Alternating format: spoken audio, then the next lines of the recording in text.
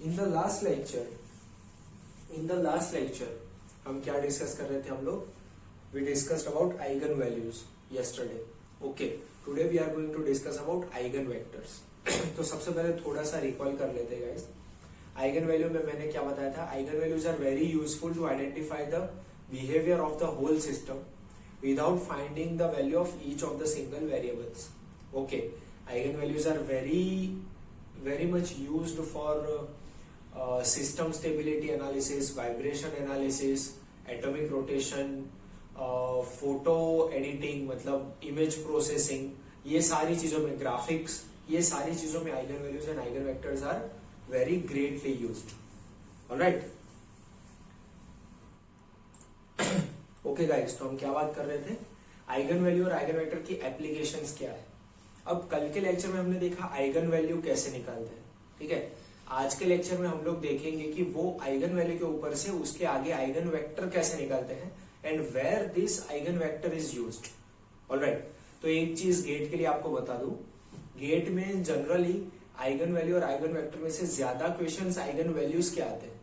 Eigen vector के question थोड़े से कम पूछे जाते हैं, बट स्टिल पूछे जाते हैं. ठीक है, तो कल के लेक्चर में हमने देखा था एक मैट्रिक्स 5313, राइट. इसके आइगन वैल्यूज हमने फाइंड करे थे.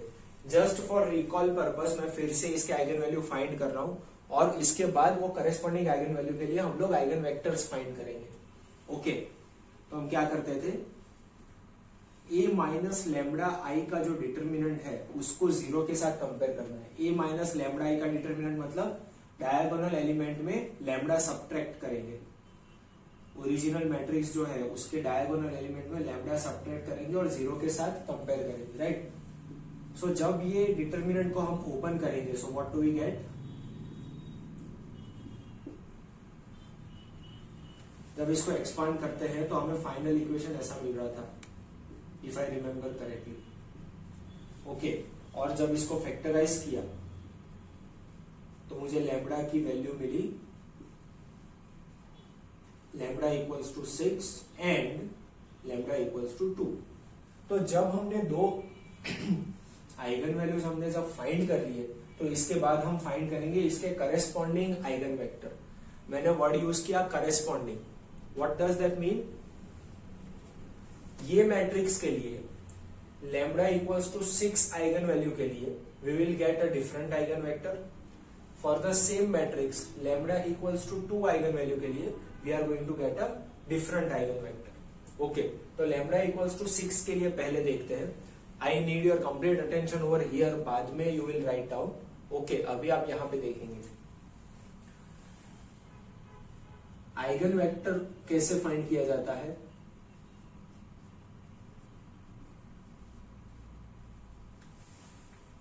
ए माइनस लेमडा आई वाला मैट्रिक्स लेके उसमें लेमडा इक्वल्स टू 6 की वैल्यू डालेंगे.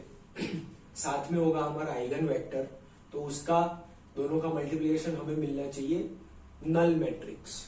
ओके, तो इसको कैसे रिप्रेजेंट किया जाएगा? 5 माइनस लेमडा 3 माइनस लेमडा में लेमडा इक्वल्स टू 6 डाल रहा हूं मैं, तो here I will have -1, here I will get -3.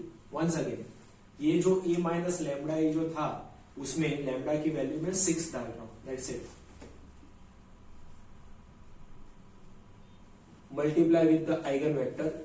अब ये 2/2 है तो मेरे आइगन वेक्टर में दो वेरिएबल आएंगे, x1 and x2.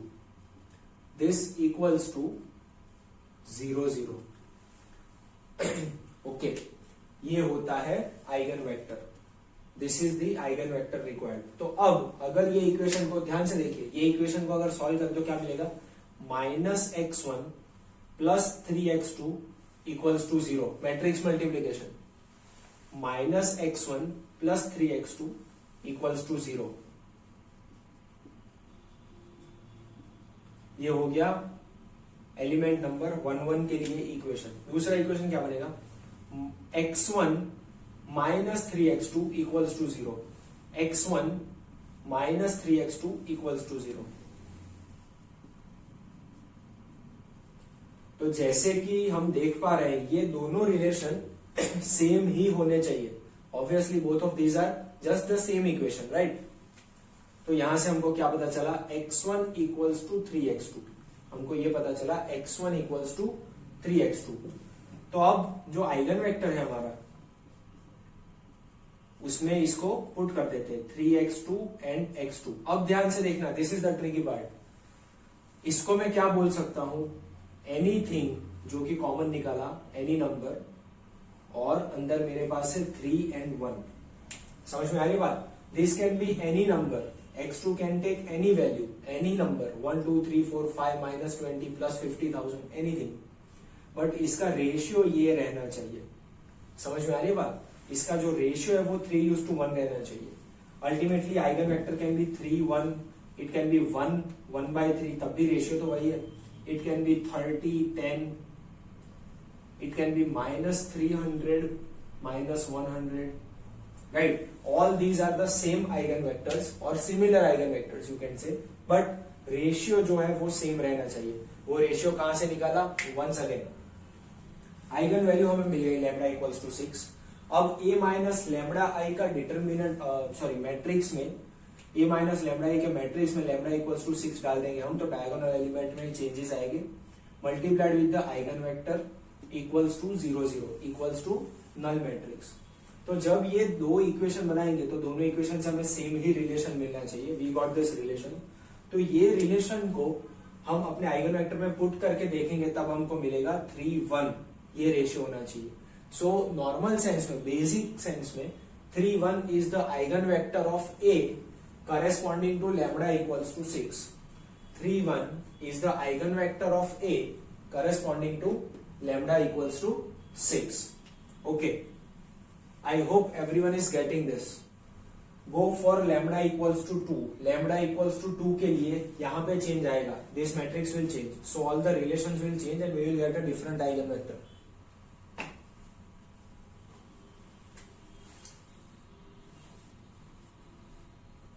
For lambda equals to 2, we will have 5 minus 2, 3 minus 2.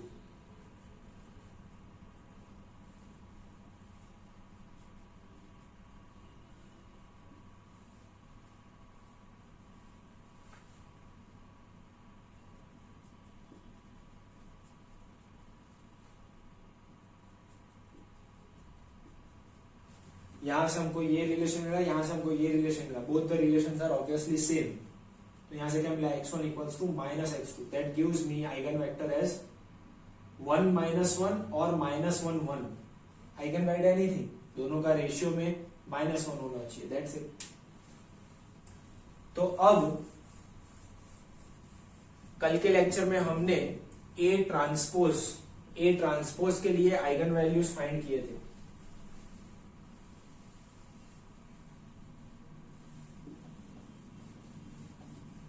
A transpose के लिए कल हमने आइगन वैल्यूज फाइंड किए थे, राइट? ए ट्रांसपोज मतलब रो और कॉलम, रो के एलिमेंट को कॉलम वाइज लिखना। This was A transpose. इसके आइगन वैल्यू हमको सेम मिले थे, हमने प्रॉपर्टी चेक करी थी कि आइगन वैल्यूज में कोई फर्क नहीं पड़ता है ट्रांसपोज करने से, राइट? तो अब ए ट्रांसपोज के लिए आइगन वेक्टर्स फाइंड कीजिए। Follow the same process for A transpose. A transpose के लिए आइगन वेक्टर्स फाइंड कीजिए।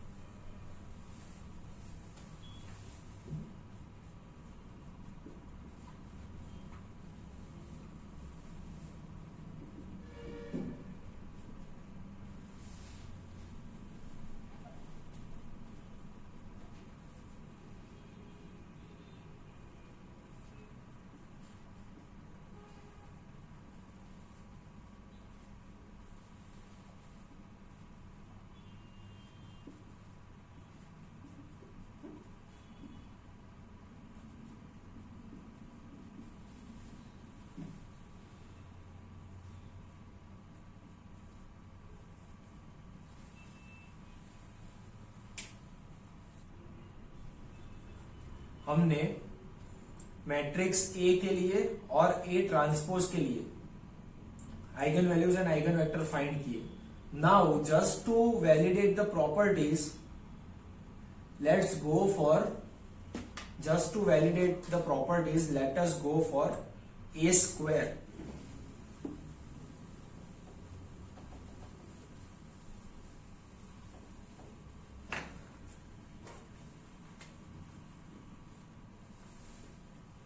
A square will be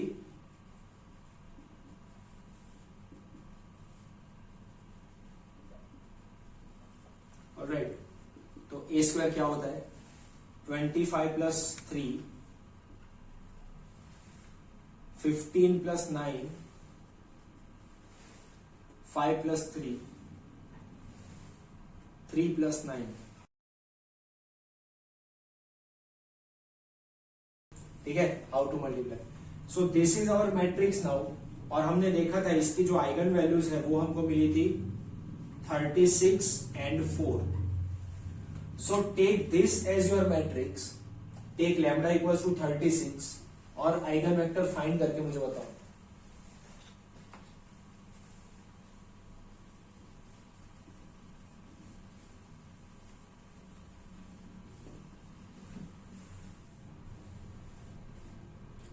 अगर लैम्बडा इक्वल्स टू 36 है तो उसके लिए क्या हो जाएगा? 28 minus 36 minus 8, 24 as it is, 8 as it is, 12 minus 36 minus 24 into x1 x2 equals to 0 0. तो यहां पे हमको क्या मिल रहा है guys? Once again I am getting minus 8x1 plus 24x2 equals to 0 और यही सेम रिलेशन फिर से. तो x1 इक्वल्स टू 3x2 ही मिल रहा है. तो आइगन वेक्टर तो 3 1 ही मिला. ओरिजिनल मैट्रिक्स में भी हमको लैम्बडा इक्वल्स टू 6 के लिए आइगन वेक्टर 3 1 मिला था, याद है? Right now also we are getting eigen vector 3 1. और सिमिलरली जब आप लैम्बडा इक्वल्स टू 4 ट्राई करेंगे तो आपको आइगन वेक्टर मिलेगा 1 -1 या -1 1 जो प्रीवियस टाइम में मिला था. 1 -1 और -1 1 इज द सेम थिंग क्योंकि रेशियो दोनों का सेम रहेगा. तो हमने क्या एस्टेब्लिश किया यहां पे? स्क्वायर करने पे आइगन वैल्यूज का स्क्वायर हो गया. 6 की जगह 36 और 2 की जगह पे 4, right? But eigen vector remained same as it is. This is an important property to know. अगर a रेस टू n करते हैं हम लोग मैट्रिक्स की जगह पे, मैट्रिक्स a की जगह पे a raise to power n लेते हैं, आइगन वेक्टर में कोई फर्क नहीं पड़ता है. Yes, properties of eigen vectors. I need your complete attention towards the screen and the audio. Okay, properties of eigen vectors. The eigen vector corresponding to an eigen value is not unique. इसका मतलब क्या होता है? एक से ज्यादा eigen vector मिल सकते हैं कोई भी लैम्बडा के लिए. ये हमने ऑलरेडी यहां पे देखा गाइस. अगर ये 3 1 आइगन वेक्टर है तो 300 100 1 1/3 -3 -1 there will be infinite eigen vectors for the same thing. समझ में आ रही है बात? दैट मीन्स एक यूनिक आइगन वेक्टर नहीं है, रेशियो सेम रहना चाहिए, but you can have multiple eigen vectors for the same lambda. Everybody is getting this? First property, eigen vector is not unique. वही रेशियो वाले हजारों इनफाइनाइट आइगन वेक्टर्स हमको मिल सकते हैं. ओके,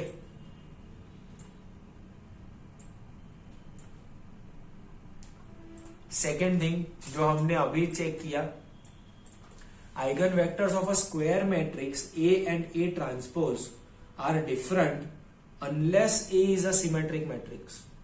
ये अभी हमने चेक किया, A और A ट्रांसपोज के आइगन वेक्टर्स डिफरेंट मिले, right? We just check this. अगर सिमेट्रिक मैट्रिक्स होगा तो ऑब्वियसली सेम मिलेंगे, मैट्रिक्स ही सेम हो गया. दोस्तों ये बहुत ही इंपॉर्टेंट प्रॉपर्टीज की बात कर रहे हैं हम लोग. ये सारी चाबियां है आपके लिए. These are some very useful keys जिससे आप 5 मिनट या 7 मिनट वेस्ट करने की जगह 30 सेकेंड्स में गेट में आंसर दे सकते हो. So please be very careful with this all the properties, ये आपको समझ में आना चाहिए, याद रहना चाहिए. Okay, the eigen vectors of square matrix A and A raise to n are same. ये भी हमने अभी चेक किया ए स्क्वायर के लिए. कोई मैट्रिक्स हो ए और दूसरा कोई मैट्रिक्स अगर उसका स्क्वायर किया जाए, क्यूब किया जाए, इनवर्स किया जाए, रेज टू 10 किया जाए, कुछ भी किया जाए, eigen vector will remain the same. ये अभी हमने चेक किया, right. Now fourth property is very good और उसका स्टेटमेंट कुछ ऐसे लिखा हुआ है कि आपको थोड़ा सा कंफ्यूजन हो सकता है. Let us read the statement first.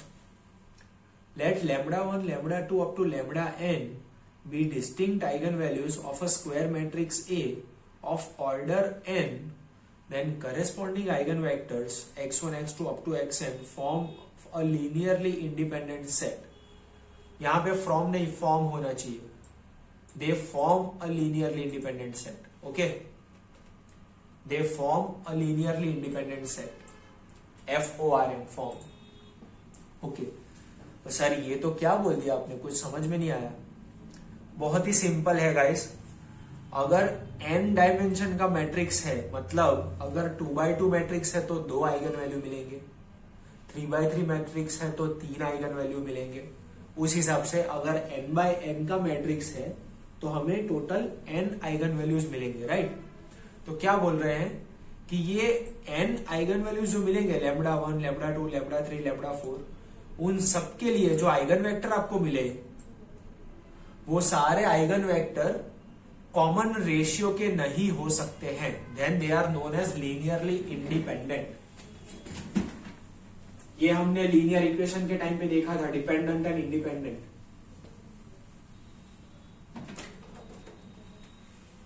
अगर मेरे पास कोई एक इक्वेशन ऐसे है और दूसरा इक्वेशन ऐसा है,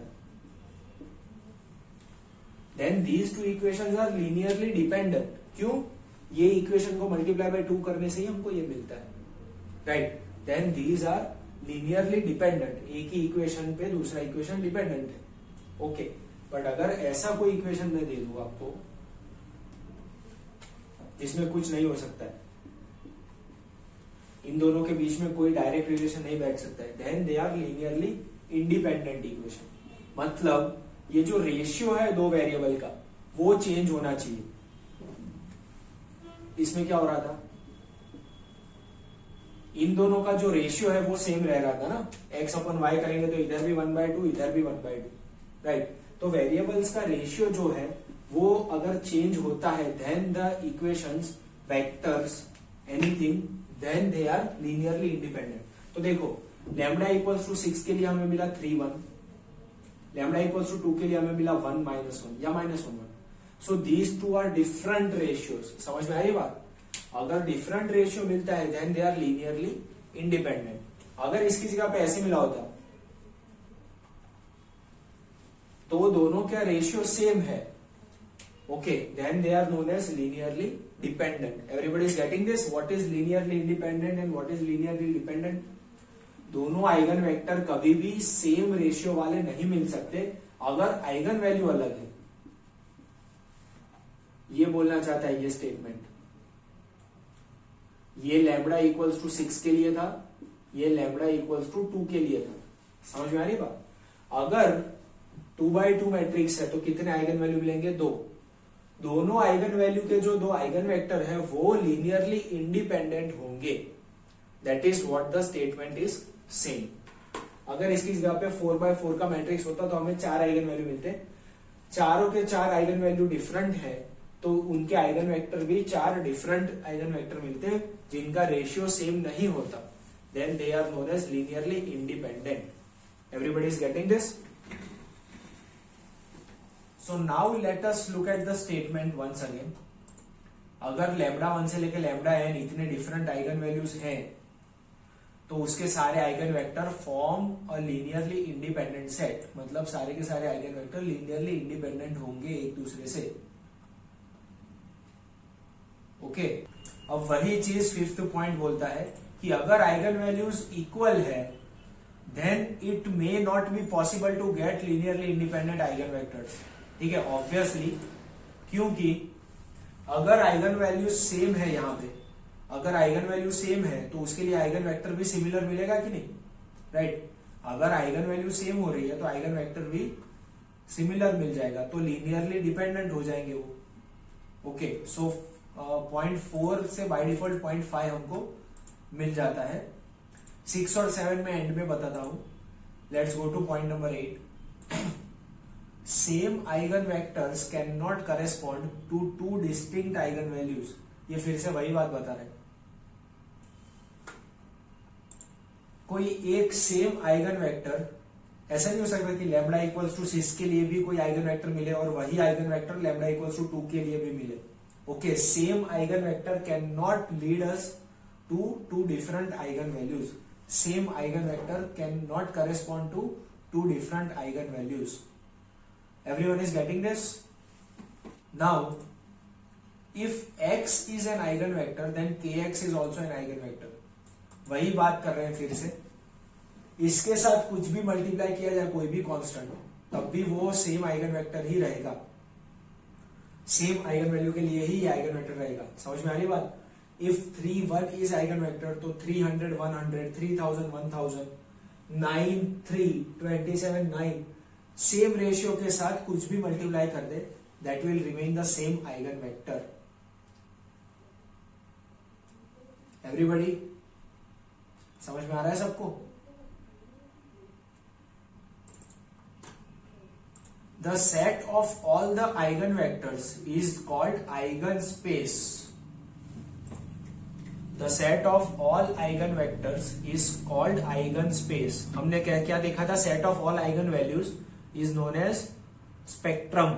याद है, कल देखा था हमने। Set of all eigenvalues is known as spectrum. Similarly, कोई एक आइगन वैल्यू के लिए जो बहुत सारे आइगन वेक्टर हमको मिले, उसके पूरे सेट को हम बोलते हैं आइगन स्पेस।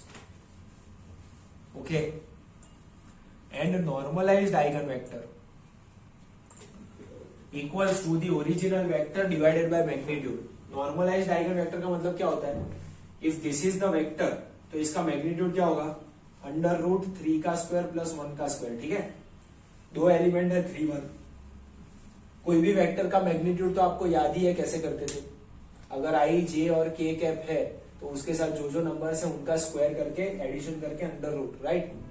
तो normalised eigen vector of this will be ये क्या मिला? √10। So 3/√10 1/√10 this will be known as normalised eigen vector. Vector divided by its magnitude, that is normalised eigen vector. Simple है, राइट। अब बात करते हैं जो 2 पॉइंट्स बाकी रहे थे उनकी। सो बहुत इंटरेस्टिंग चीज है गाइस, अभी 2 साल पहले इसमें से एक बहुत अच्छा क्वेश्चन आया था। So I need your attention over here. एक बहुत ही सिंपल चीज है इसमें। हमें a के लिए लैम्बडा इक्वल्स टू 6 और लैम्बडा इक्वल्स टू 2 के लिए दो आइगन वेक्टर क्या मिले थे? 3 1। लेट अस से this was x1, eigen vector x1, and this was eigen vector x2, 1 -1। Okay, तो देखो गाइज, अगर इन दोनों का मुझे मल्टीप्लीकेशन करना है किसी तरीके से, तो ये 2/1 का मैट्रिक्स है, 2 रोज 1 कॉलम, और ये भी 2/1 का मैट्रिक्स है। तो डायरेक्टली तो हम नहीं कर सकते, क्योंकि पहले के कॉलम और दूसरे के रो सेम होने चाहिए, ये हमारा रूल है, राइट। तो हम क्या करेंगे? हम x1 का ट्रांसपोज कर देते हैं। हम क्या करेंगे? x1 transpose multiplied with x2, ये कर सकते हैं हम लोग। 3 1 मल्टीप्लाई विथ 1 -1। तो अब क्या हो गया? Now we have what?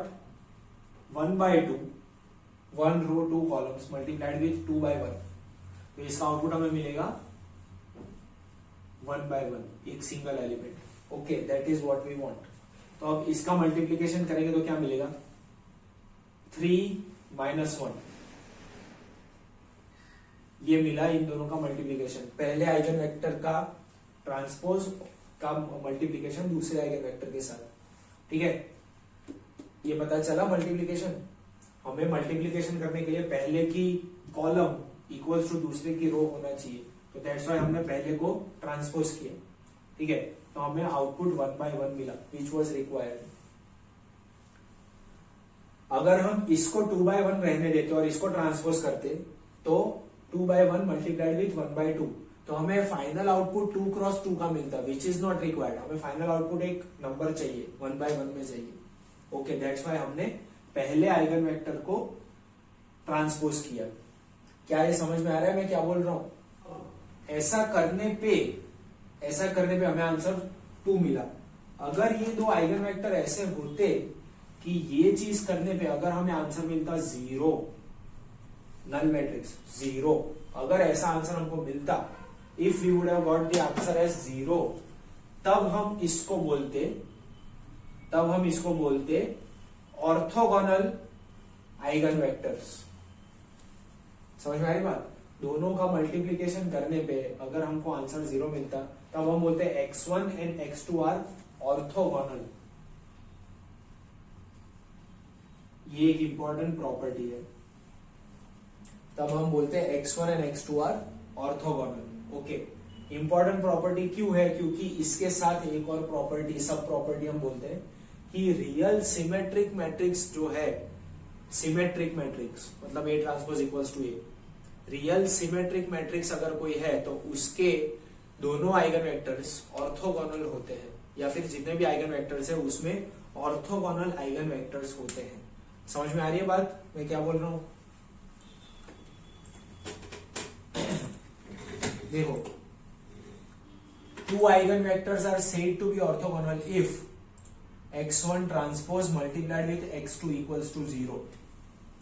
ये हमने देखा। Eigen vectors of a symmetric matrix corresponding to different eigen values are orthogonal. मतलब कोई सिमेट्रिक मैट्रिक्स के अलग अलग आइगन वैल्यू के लिए जो हमें अलग अलग आइगन वेक्टर्स मिलते हैं वो ऑर्थोगोनल होते हैं। मतलब उनमें ये प्रॉपर्टी लगेगी कि उनका मल्टीप्लिकेशन विल बी 0। क्या ये दो प्रॉपर्टी समझ में आ रही है सबको? इसमें से बहुत अच्छा क्वेश्चन आया था एक।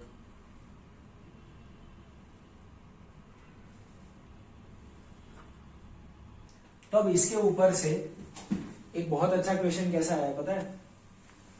एक बड़ा मैट्रिक्स दे दिया आपको, मतलब 504, 102 ऐसे बड़े बड़े नंबर लिख दिए यहां पे। Okay, but it was a symmetric matrix. It was a symmetric matrix. दिख रहा है? ट्रांसपोज करेंगे तो सेम रहेगा matrix. It was a symmetric matrix.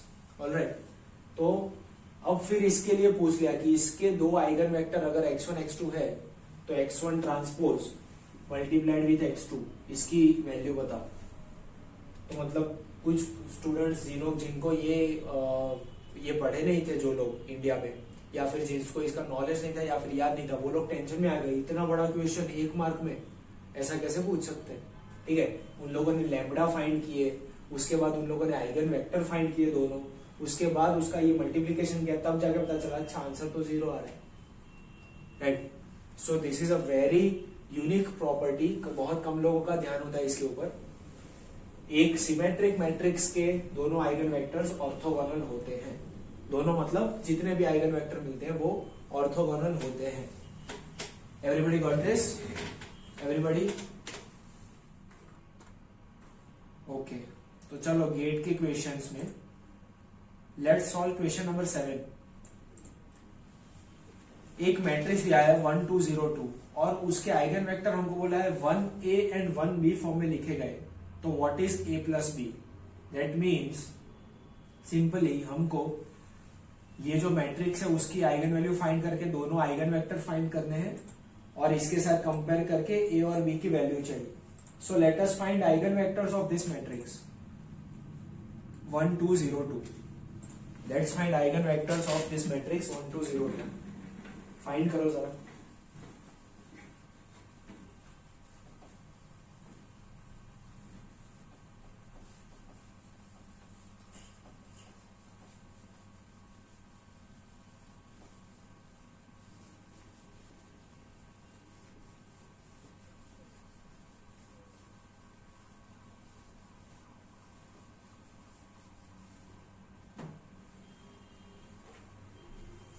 Eigen value नहीं, आइगन वेक्टर फाइंड करना।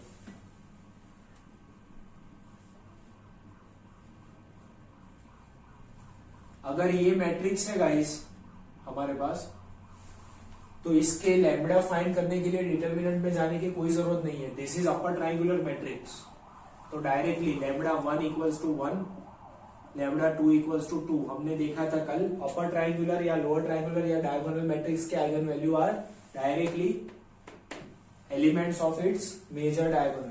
ठीक है, ये अपर ट्राइंगुलर मैट्रिक्स है,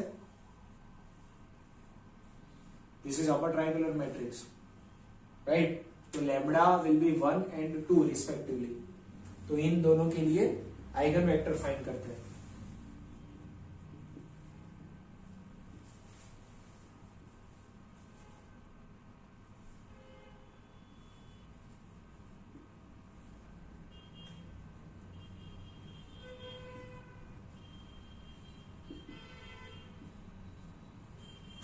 तो यहां से मुझे क्या मिला, 0x1 plus 2x2 equals to 0 and 0x1 plus x2 equals to 0. That gives me x2 equals to 0 and x1 can have any value.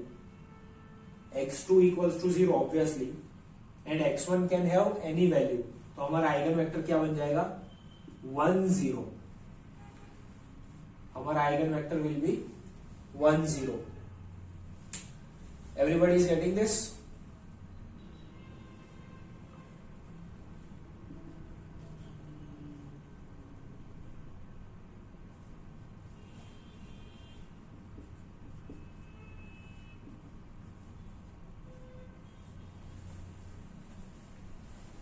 यहां पे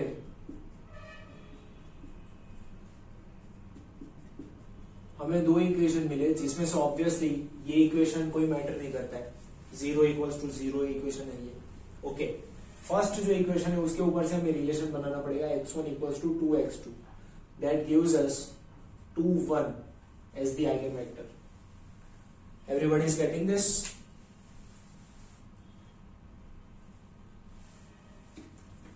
यहां से हमको आइगन वेक्टर मिला 2 1।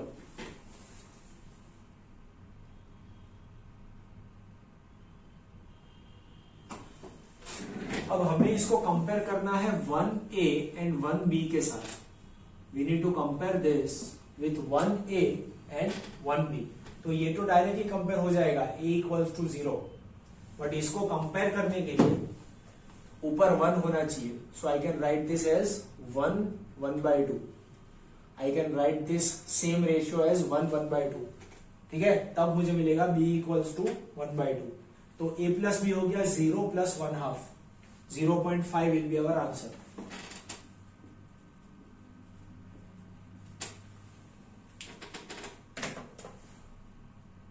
मिल रहा है ना सबको? So let's go for the next question. For the matrix 4 2 2 4, the eigenvalue corresponding to this eigenvector is what? यहां पे हमको आइगन वैल्यू फाइंड करनी है। आइगन वेक्टर दे दिया और बोला इसके लिए कौन सी आइगन वैल्यू लगेगी मैट्रिक्स में। ठीक है, now can I say this eigen vector is 1 1? Everybody, can I say this eigen vector is 1 1? Yes, obviously I can, right, definitely I can. Same ratio रहना चाहिए। तो हमें ये फाइंड करना है, इसकी दो आइगन वैल्यू मिलेगी, 2x2 मैट्रिक्स है, इसकी दो आइगन वैल्यू फाइंड करो और दोनों के लिए आइगन वेक्टर फाइंड करो। जिसके लिए 1 1 आइगन वेक्टर मिले वो हो गई हमारे रिक्वायर्ड आइगन वैल्यू का answer. Okay, do it, go for it. I am giving you 1 minute head start, उसके बाद मैं करता हूं।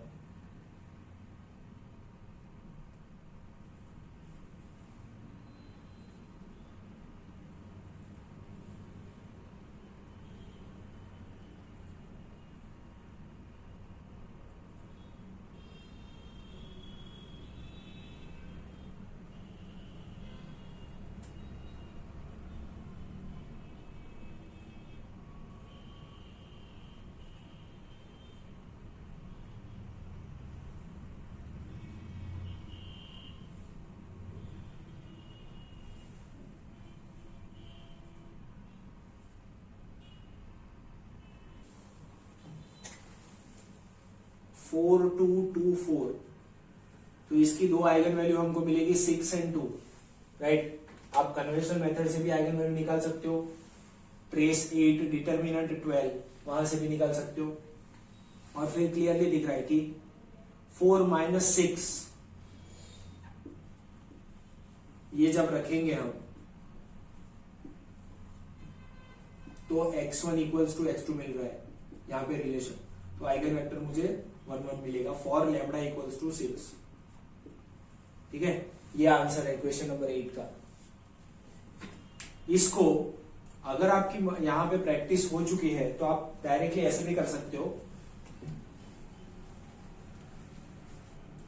Original matrix 4 - lambda 2 2 4 - lambda into 1 1 equals to 0 0, तो डायरेक्टली आपको इधर से मिल जाएगा 4 - lambda plus 2 equals to 0, so that will give me lambda equals to 6।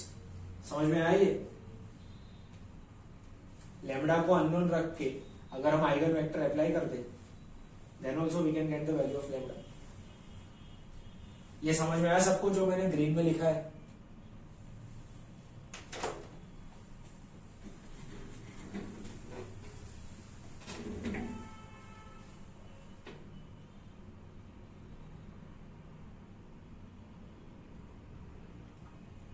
Okay, then we have one more question. हमारा ही मैट्रिक्स जिसपे हम लोग प्रैक्टिस कर रहे थे 5 3 1 3, फॉर दिस मैट्रिक्स इनमें से कौन सा इसका नॉर्मलाइज्ड आइगन वेक्टर है, ये पूछा है। हमने नॉर्मलाइज्ड आइगन वेक्टर देखा था। Okay, for this matrix which one is a normalised eigen vector of this matrix. करो, इसको करो, you don't need my help.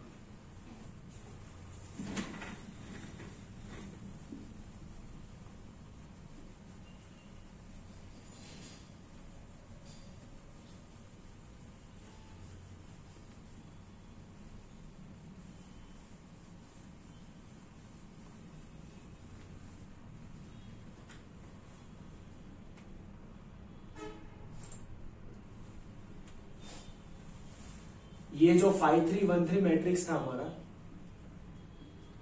उसके लिए हमको दो आइगन वेक्टर क्या मिले थे?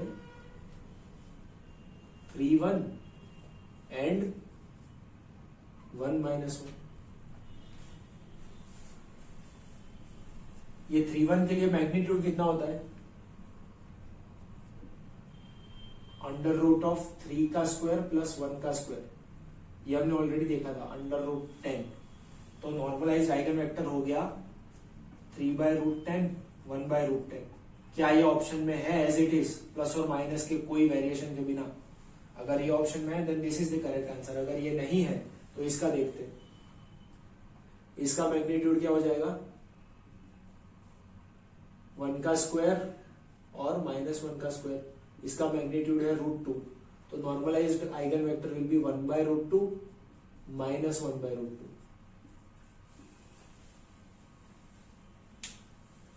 So it is there in the option as B, right?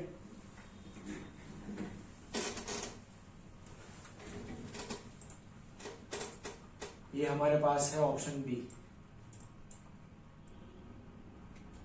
Okay, so let's move to the last and the longest question for eigen vectors.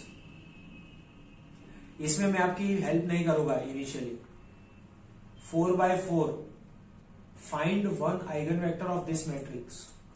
ये जो matrix है इसमें 5 - लैम्डा 5 - लैम्डा 2 - लैम्डा 1 - लैम्डा ऐसा रखेंगे और इसका आइगन वैल्यू और then eigen vector find करना है। ये चार ऑप्शन में से कौन सा इसका आइगन वेक्टर हो सकता है या है, ये हमको पूछा है। Go for question number 6। I expect कि आपसे मुझे आंसर मिले।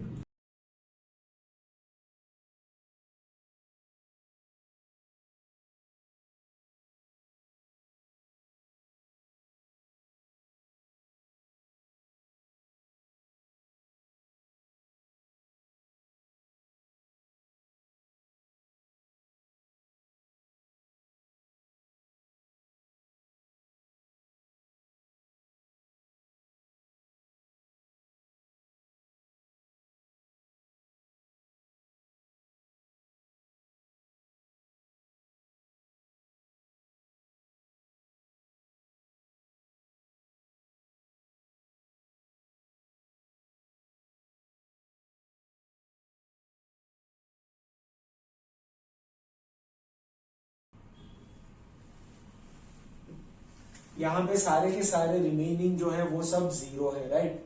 सो it will be very helpful to us. एक लैम्डा माइनस 5 इंटू ये 3/3 वाला मैट्रिक्स डिटर्मिनेंट।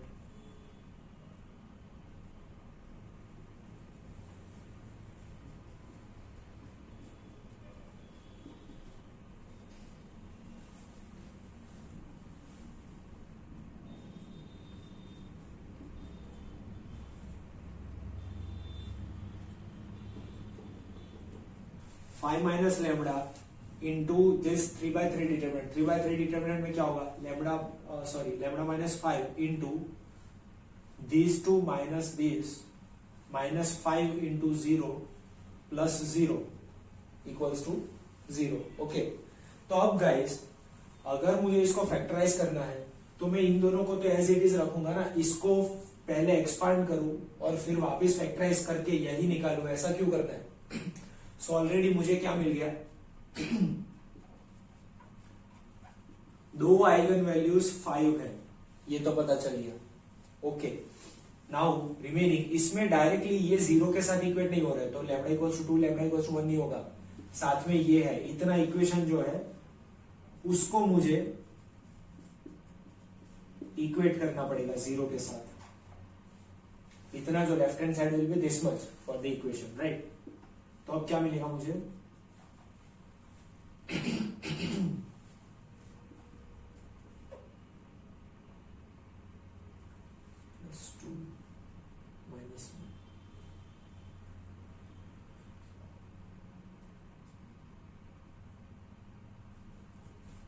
सही है। This will be the equation, this will be the equation, right? अब यहां पे आपने देखा होगा कि सर अभी तक तो हम 5 माइनस लैम्डा लिखते थे, इधर आपने लैम्डा माइनस 5 लिख दिया, तो it absolutely makes no difference आप इसको ऐसे करो या ऐसे करो, ठीक है? कुछ बुक्स में आपको ये मिलेगा, कुछ बुक्स में आपको ये मिलेगा। So don't worry about it at all everybody, ठीक है? आप सारे के सारे लैम्डा में से पूरा सब्ट्रैक्ट करो या डायगोनल में लैम्डा सब्ट्रैक्ट करो, it gives us the same values. तो अब ये जो इक्वेशन है दोस्तों, ये इक्वेशन जो है उसके साथ कुछ नहीं कर सकते, फैक्टराइजेशन नहीं हो सकता। So we will be going for alpha and beta. याद है सबको, स्कूल में करते थे?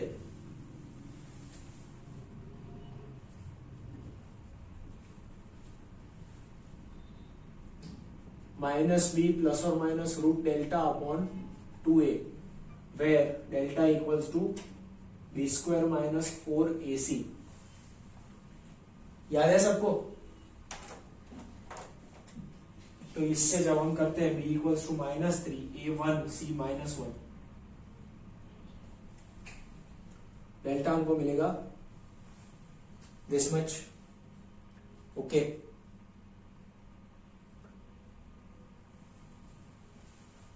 so alpha beta, which is two values of lambda, that will be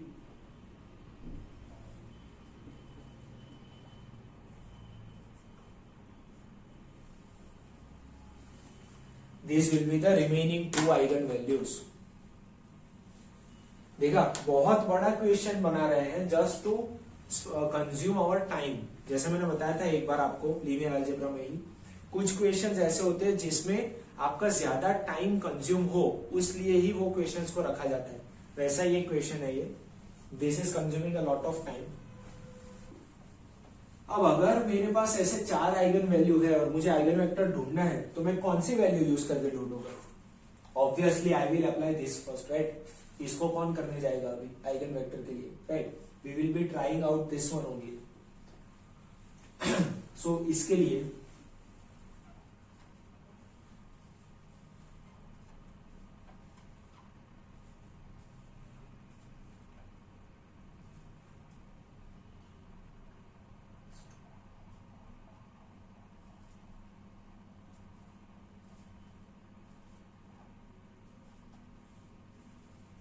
ठीक है, मैंने 2 माइनस लैम्डा 1 माइनस लैम्डा लेके किया।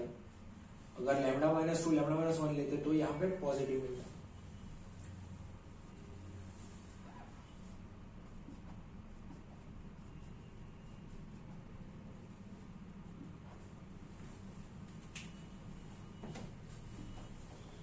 This equals to 0। तो अब अगर यहां से मैं इक्वेशन बनाता हूं, इसके ऊपर से अगर मैं इक्वेशन बनाता हूं, तो क्या इक्वेशन बनेगा? पहला इक्वेशन तो कोई मैटर नहीं करता, एवरीथिंग 0 इक्वल्स टू 0। दूसरा इक्वेशन क्या बनेगा? 5x3 equals to 0। तीसरा इक्वेशन क्या बनेगा? -3x3 plus x4 equals to 0, and fourth equation will be 3x3 minus 4x4 equals to 0। ठीक है, राइट। अब ऐसे तीन टेढ़े मेढ़े इक्वेशन है जो लीनियरली डिपेंडेंट नहीं है, इनका एक ही सॉल्यूशन बन सकता है। यहां से तो पता चल गया x3 इक्वल टू 0, उसको इधर डालेंगे तो हमको मिलेगा x4 इक्वल्स टू 0। तो हमें क्या मिला? लैम्डा इक्वल्स टू 5 का आइगन वेक्टर ऐसा है जिसमें x3 and x4 are 0 and x1 x2 can have any two values। Eigen vector is independent, x1 x2 की वैल्यू पे कोई रिलेशन डिपेंड नहीं कर रहा है। समझ में आया? समझ में आ रहा है सबको? सो एनी सच वेक्टर जिसमें पहले दो 0 या नॉन 0 है बट बाकी के दो डेफिनेटली 0 है, ऐसा vector will be eigen vector for lambda equals to 5। और अब अगर हम ऑप्शन की तरफ देखें तो we can see there is only one such vector जिसमें x3 एंड x4 0 है, only option A. So that will be the correct answer.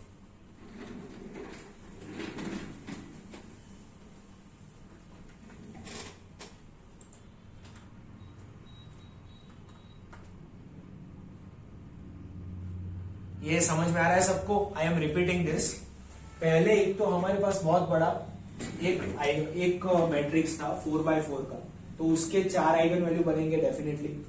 तो ये डिटरमिनेंट को हमने ओपन किया, हमको मिल गया 2 आइगन वैल्यू 5 5 और बाकी के 2 हमको मिले यहां से। ओके, तो वी डिसाइडेड कि ऑब्वियसली इजियर आइगन वैल्यू जो है लैम्डा इक्वल्स टू 5, उसके लिए आइगन वेक्टर ढूंढना चाहिए। तो हमने लैम्डा इक्वल्स टू 5 डाल के जो प्रोसेस करते हैं हर बार वो किया, तो हमें ऐसे इक्वेशन मिले जिससे ये एस्टैब्लिश हुआ कि x3 and x4 have to be 0 while x1 x2 are not in the relation.